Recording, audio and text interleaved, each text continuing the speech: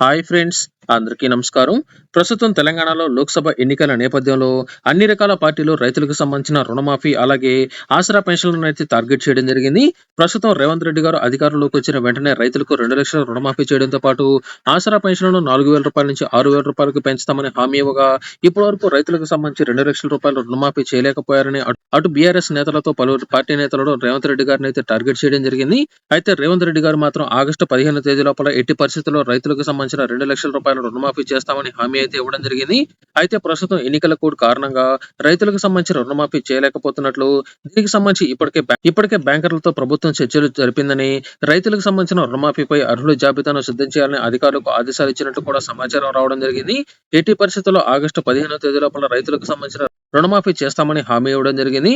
ప్రస్తుతం రాష్ట్ర వ్యాప్తంగా రైతులు తీసుకున్న పంట రుణాలు 20,000 కోట్ల నుంచి 25,000 కోట్ల రూపాయల వరకు ఉంటాయని ప్రభుత్వం అంచనా వేయడం జరిగింది. ఈ మొత్తం పూర్తిగా రైతులకు సంబంధించిన రుణమాఫీ చేసేందుకు సిద్ధం అవుతున్నట్లు, రైతులు చెల్లించాల్సిన మొత్తాన్ని ప్రభుత్వం చెల్లిస్తుందని బ్యాంకులకు హామీ ఇవ్వబోతున్నట్లు సమాచారం రాగా, దీనితో 2,00,000 వరకు రుణాలు తీసుకున్న రైతులందరికీ రుణ విముక్తికి సంబంధించిన కార్డులు అందజేస్తామని, ఉదాహరణకు 25,000 కోట్లు బ్యాంకులకు ప్రభుత్వం హామీ అనేది ఇవ్వనున్నట్లు, ఈ యొక్క మొత్తాన్ని 50 నెలల పాటు ప్రతి నెల 550 నుంచి 600 కోట్ల రూపాయలు చెల్లించే విధంగా ఒప్పందం కుదుర్చుకోబోతున్నట్లు సమాచారం రావడం జరిగింది.